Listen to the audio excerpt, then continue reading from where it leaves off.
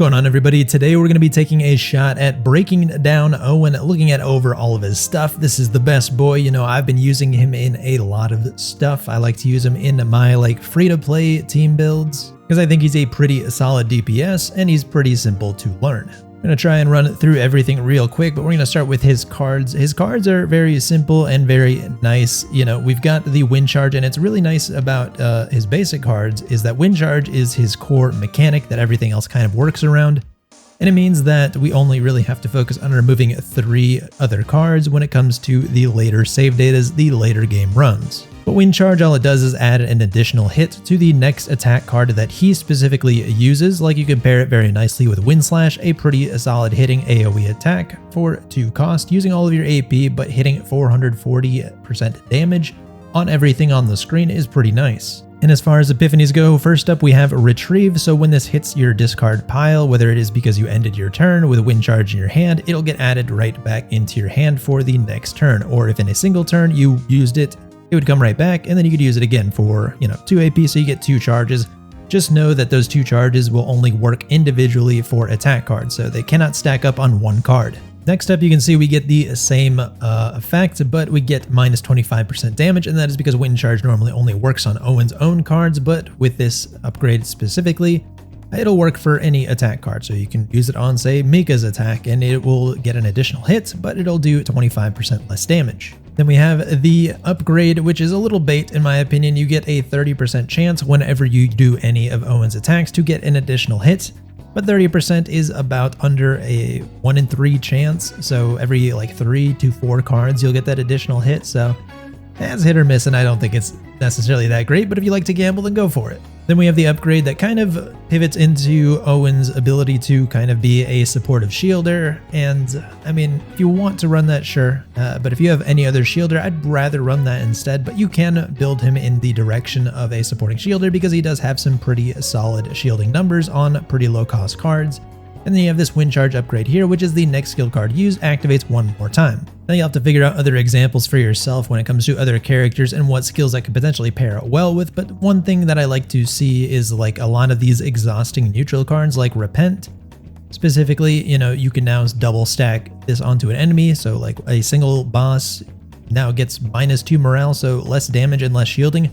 Very cool, and when you upgrade a lot of exhausting neutral cards, usually they will get some kind of a buff on them, like this can get 1 morale. So I like to I would consider doing that with the Wind Charge doubling up, so that way you get 2 morale off of those 2 cards played there. And then last is 3 hits to your own next attack card, but it's only going to do half damage. So kind of up to you whether or not you think that the multi-hit on a lot of these cards is going to do more. If we were to look at 50% times 3 compared to something like just doubling the next hit of something like Wind Slash. So Wind Slash at half going 3 times would do what, 300 something percent damage, whereas just doubling it up on its own is going to make it do 440%. So you're going to have smaller raw numbers, but if you have a buff heavy comp, then the 3 hits can actually be beneficial there. I think the best one for versatility is going to be this one where you can then double up on anybody's attack, can be very cool. But otherwise, the first option is all right, and the last option is all right. But something I want to show off real quick is you can also get these generic changes to these cards, the epiphanies. So let's see, I know I've got 1 save data here. Here we go, Wind Charge. So you can sometimes get these generic changes as well. So for 1 turn, gain 2 resolve, but otherwise the effect is exactly the same. And that doesn't show up when I look up at his epiphany screen. So you can consider some of these random generic changes that you can get as well. The resolve one actually ended up being good for me in this run because I had no other forms of resolve, so good for keeping up Maribel's shield buffs. Next up, we've got Wind Slash, 224% AoE on a 2 cost, and looking at its epiphanies, we can go ahead and shave off 1 on the AP cost. We can go ahead and make this a 3 hitter for about half of the damage there. Would pair completely horribly with the Wind Charge that would then half the damage again, but add on additional hits, but it does seem really fun to see it hit 6 times.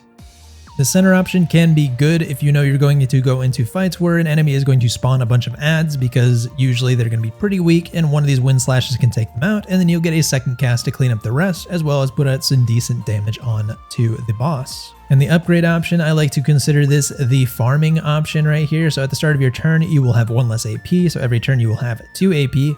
And at the end of the turn, you're going to guarantee doing 1 pretty much base damage wind slash to all enemies. And then last is changing wind slash into defense based damage. Now it doesn't show a tooltip here, so I'll have to go over to like Maribel real quick just to show that off. And you can see defense based damage is 210% of your defense and 30% of your attack. Whereas I think regular cards is just going to be 100% of your attack. So you can see when we look at stat wise, somebody who is a strong defender like Maribel has 237 defense and Owen has 161, but you'll see he also has significantly higher attack. So if we look at 100% damage of a card scaling off of that attack, that would be about 600 there. Whereas the defense scaling was what, 210% of defense, so that'd be about 320. And then 30% of attack, which would be about 180. So it equals out to something like 480, which is 120. It's probably closer to 100 underneath, just keeping it as a regular scaling attack. So overall, I think this is not good, but it does also have that 100% tenacity damage. So if you know you're going to be going into Red Week content, you can guarantee a lot more breaks, at least in AoE situations. So this can be considerable. But I would say that the upgrade is what you want when it comes to farm stages. It just seems like it'd be very good to stack repeatedly.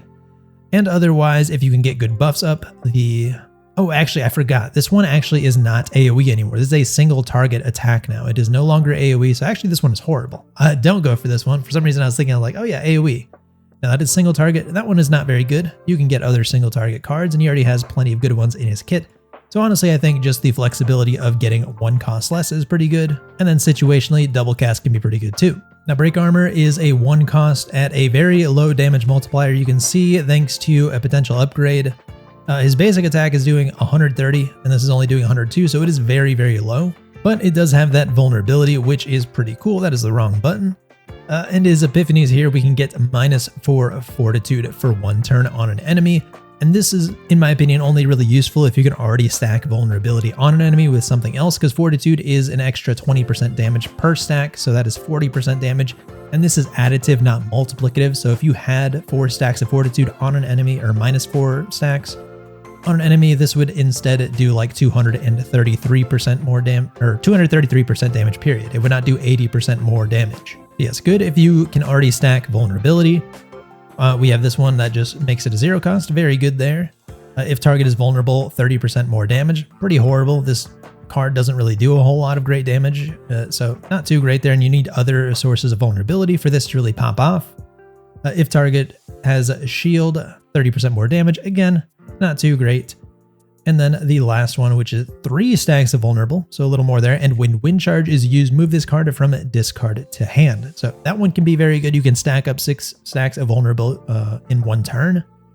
And yeah, very good there. So I would say that situationally, if you already have vulnerability pretty consistent, then the -4 fortitude is very good to stack on top of that.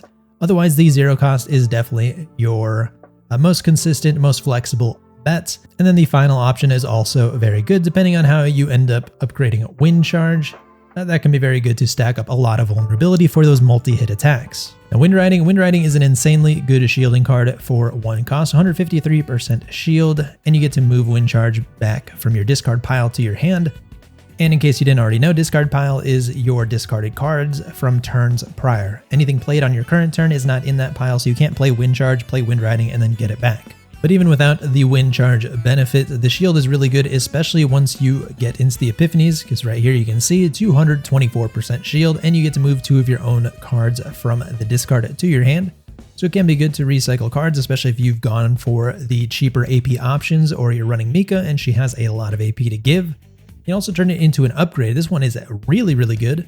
When using wind charge, 120% shield and 120% damage to all enemies. Again, going for that farm comp, you can get the upgrade on Wind Slash, so you get that guaranteed AoE at the end of the turn, and then this Wind Riding upgrade, every time you draw Wind Charge, you can go ahead and pop it off and get another guaranteed AoE there. Here we have an additional hit to your next attack card. Again, this is just another Wind Charge, so this one is insanely good. You now have 2 Wind Charges in the deck. Very cool, and this one has a shield. Then you've got the thick shield again, as well as 3 stacks of damage reduction, which is good because these stacks are per hit. So very good to get a bunch of those stacks up. And then last we have the big shield, and if Wind Charger's use its turn, activate it an additional time. So this would be more for that supportive shielding role, where you would then want to, turn Wind Charge into the double a skill.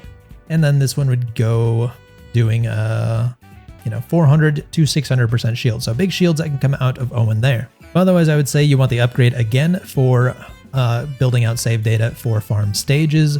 The extra attack is just insanely good. This is 100% what you want, as he is going to be a damage carry.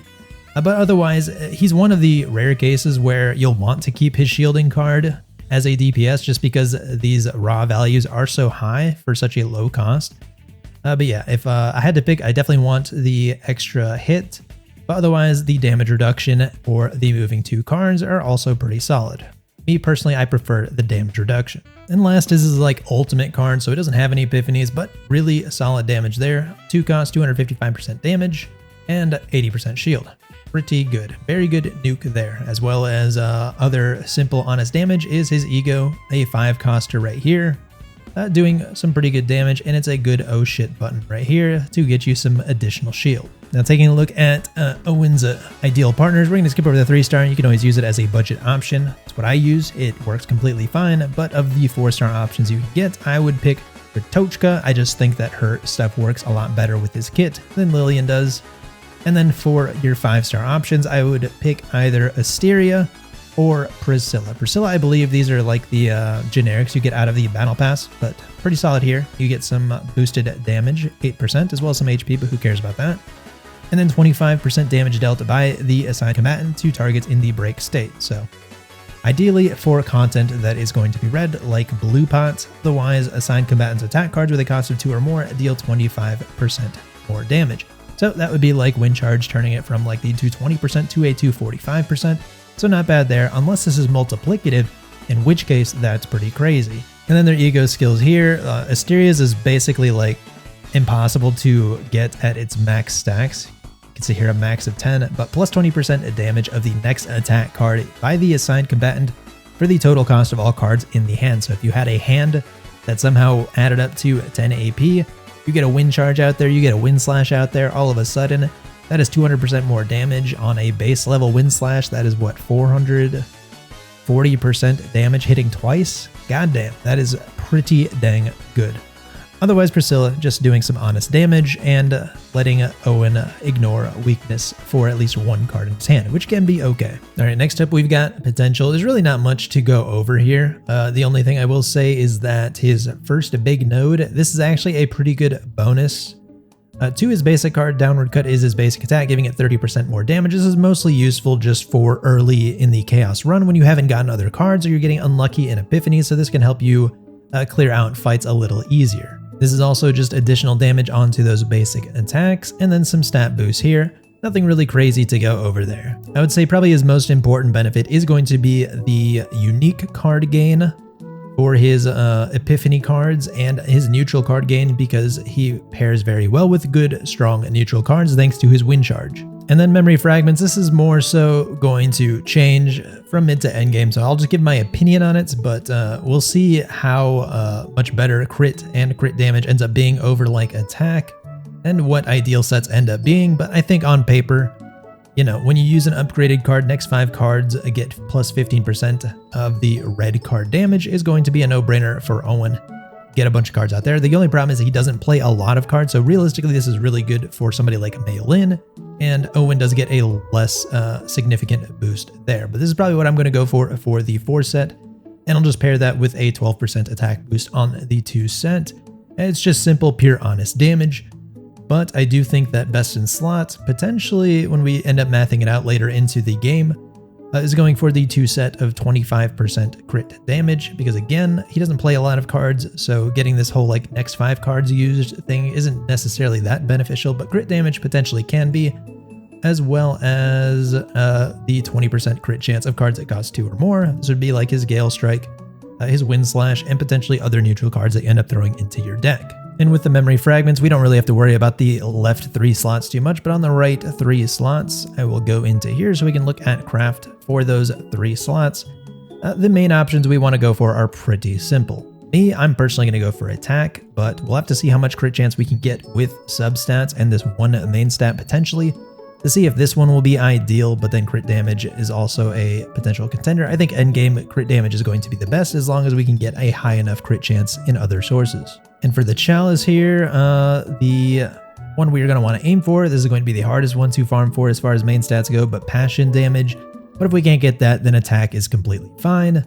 And then in our last slot, it is just going to be attack percent. Luckily, no other attack options there. And then for these substats, I don't know any easier way of looking at these, but the ones we're going to want to roll for is going to be crit chance, crit damage, and then attack percent for our 3 slots. Those are the 3 offensives that we can get out of substats. And then the 4th one, we would either want to roll into flat attack because it is the only other real offensive option, or getting some ego recovery, because at least it's some kind of a benefit. But yes, we'll figure out more with gear as people get deeper and deeper into actually farming out and being able to test the sets, but it is super expensive to get them and farm them. So for now, I'll just stick with what I can get. And then Owen's dupes. Owen's dupes are mostly pretty underwhelming. The only ones I really think that are important breakpoints would be his E2. Whenever Owen's wind charge card is moved to the hand, deal 80% damage to all enemies. So just drawing your wind charge is a guaranteed 80% AoE. Very nice. You definitely want to get some more of that damage. And then the only other one I think was, his E6, which is Owen's inflicting damage increases by 20% for 1 turn whenever he uses wind charge. So I don't know if this is multiplicative or additive, but using wind charge and getting more damage is very good. But honestly, his biggest one is his E2, and everything else is just kind of, it's whatever. Right behind those is probably honestly these upgrades to neutral, unique, and basic cards. You get a pretty decent boost out of those.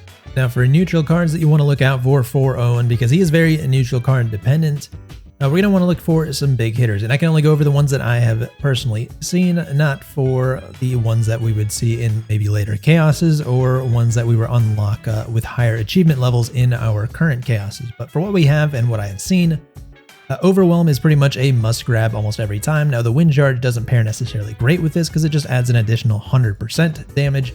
But a 0 cost card that does 300% damage outright AoE is very great, and the negative of getting these 2 trash cards that you just play or get rid of or completely ignore is completely not a big deal for me. Heavy Bash here, this one is kind of like an option. It does alright damage, but you're mostly going to take this if you really need those sources of vulnerability and weakening. You don't have those anywhere else. On the other hand, one I really like is Rage. If you don't have any other combatant cards, meaning you have like Mika, Maribel, you use Mika, get a bunch of AP, burn everybody else's cards, you're left with nothing but Owen's cards. All of a sudden, this now turns from a 2 cost to a 0 cost single hitter that does 300% damage. And with wind charge, that's 600% damage single target. So this one is huge, and it's pretty easy to make free when you're running him with Mika. All right, Pulverize here. This is more of an option that I will take if I'm really not finding any other good neutrals, because this is another one of those like low multiplier, multi-hit attacks. So when you wind charge this, you're only getting 150% benefit. But I do like it for the draw 1 when you're running like Mika, so that way you can offset the cost a bit and you can help cycle other cards more easily. And then the attack weakness is just a little cherry on the top, but this one is definitely a lower priority for me. It's not a must grab like Overwhelm or this other card, which is Sacred Strike. And I think this is one of his best single target cards that he can get right next to Rage, because this, 1, it exhausts, 2, it has 200% damage, so with wind charge 400%, and it does a lot of break damage. And the reason why I like these exhausting cards is because usually these will get permanent buffs for the rest of the fight. So I like to get this Epiphanied and get morale on this, so I get 1 stack of morale. And I actually had a pretty cracked save data. You're not going to see it here because it unfortunately got completely destroyed because it was too good. But this one did not have this basic card that got thrown back in, but I had 3 copies of this Sacred Strike. So I was getting 3 morale when these came up, and that was pretty cool. Now, when it comes to building out a team for Owen, I don't think he has great synergy with most 5 stars outside of like the shielding ones like Magna and Kalipe. The only exception I would say is somebody like Mei Lin, where she is going to help apply Passion Weakness. for other forms of content, and yeah, then he can just go ahead and go buck wild. Yeah, because Owen is such an expensive character, he is a pretty solid DPS, you're pretty much just going to want a supporting cast for him. So, you know, you'll see it a lot in my videos, but I love the Mika Maribel combo, Mika to help generate AP and keep stress a little lower, and then Maribel for the thickness. But you can try some other comps too, like Selena will pair very well, applying some mark, applying passion weakness, so she can help supplement Owen's damage. And if you wanted to go even crazier, Ray, I don't think she synergizes too great, but she does apply morale, and I do love morale on just about anybody, so yeah, that would be something like a hyper carry comp. I don't think it would be very good, but you could try it, it sounds like fun. You can try the triple passion combo here in something like Blue Pop, maybe this absolutely destroys it. But yeah, basically you want to pair him with some other support and some other sustain. My options always being Mika for the support in the AP, and then pick whatever flavor of shielder you end up having.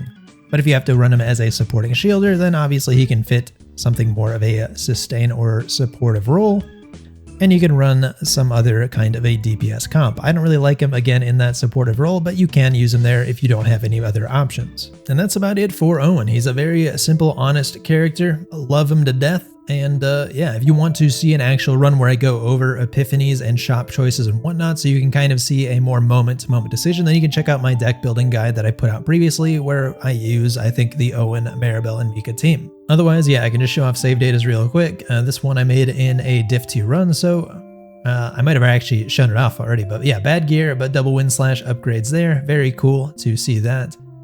And yeah, I mostly just tried to shave down the deck as much as possible and fit in as many Sacred Strikes, as many Overwhelms, as much Rage, just as many of those really strong, big hitting neutral cards that I possibly can. But yes, if I can beat Diff 4 and whatever else beyond with Owen and these crappy teams, well, they're not crappy, they're actually really good, and then you can too. So hopefully this was helpful.